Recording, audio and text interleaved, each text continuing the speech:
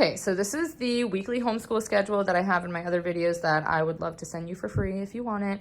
And the way that I do this is before I even jot anything down for her actual individual lessons, I pull out our family calendar, because I can't tell you how many times I have written these beautiful lesson plans and then, we have a doctor's appointment on Thursday. We can't do reading that day. So I always go to the calendar first, and before I do any lessons, I jot down anything out of the ordinary. So that's every single Monday, so that's already in the schedule. Piano, things that are normal, I've already hard copied into the schedule. But look at this, on Thursday, I have a doctor's appointment at 3 p.m. So I need to get that in this part of the schedule, because this is what I carry around all day long.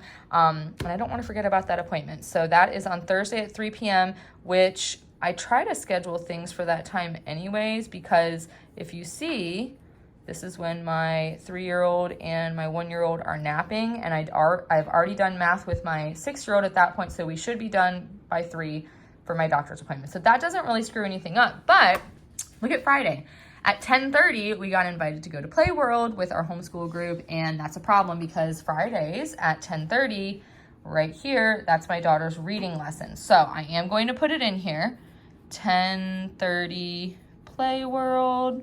I usually will highlight this too, because that tells me when I go to plan this reading lesson for the week, I'm either going to move it down here, do it later in the day. Maybe we'll double up on Thursday and do 2 reading lessons today to free up the Friday spot. So I definitely recommend checking your calendar first, doctor's appointments, extra things before you start doing the actual weekly plans.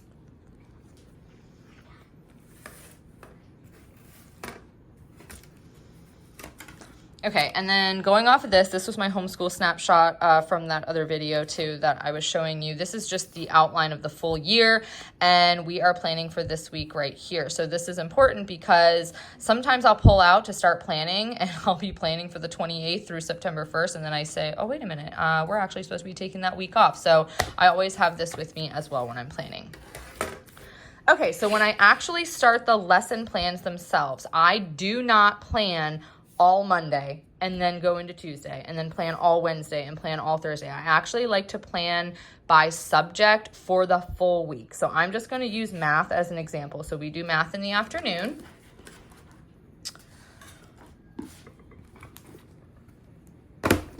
And when I go into her math workbook, I can see that we are on lesson 2F. And so that is what we will do on Monday. So we are going to be on lesson 2F. Then, assuming that we finish that, which we normally do, we're going to move on, and then we are going into 3A. And so this is our homeschool community day, so we don't really do full lesson plans. So then on Wednesday for math, we are going to be on lesson 3A. So it makes it easy for me that I can just open up her book, go to lesson 3A. I already know exactly where we should be. Then the next day, 3B. So that was my doctor appointment day. So I know that we've got to do lesson 3B here. And I can look while I'm planning to make sure it's a short enough lesson, knowing that I have that doctor's appointment. And yes, it looks okay. And then we're moving into, of course, lesson 3C on Friday. And then I'm done with math for the week. So I close it up and we move on to the next. Okay.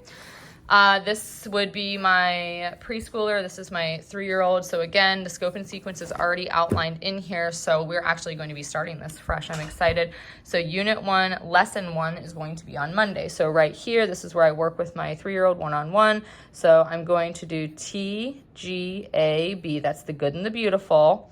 And I'm just going to say lesson 1. I'm not putting a bunch of details here because it's all here, right? I'm just going to open the book and everything I need is right there. And then instead of moving on to any other subjects, I'm not worried about finishing Monday. I want to keep this out so I don't have to keep putting things away and bringing them back out. The next day, I'm going to do lesson 2. Again, Tuesdays don't really count. So then lesson 2, my one-on-one time with my 3-year-old, I'm going to say the good and the beautiful, lesson 2. Okay? Now, if I look in this and I think, oh, lesson 2 is really heavy, right? There's a lot to do, which actually it's funny because it does look very heavy. I might break lesson 2 up into 2 days. So because I don't want to make this all beautiful and pretty and then realize, uh-oh, lesson 2 actually took too long, I'm just gonna be safe and I'm gonna split this into 2 days. Or actually we'll do it for lesson 3. So lesson 3, it's like, ooh, this looks a little long. Let's split this into 3 days. So I'm going to say the good and the beautiful lesson 3. And then I'm gonna say finish lesson 3.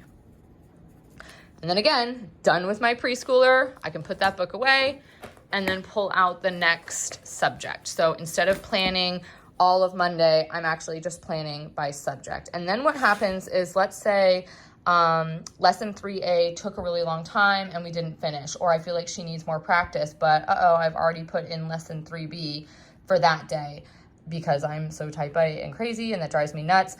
I will probably do more review with her like in the evening, or we'll fit math in somewhere up here. The times that I have on here are not like cemented down. So what I mean by that is I've given us a long time to finish certain things, like her reading lesson from 10:15 to 11. It never takes that long, but that gives us some wiggle room if I do need to extend math into a second day.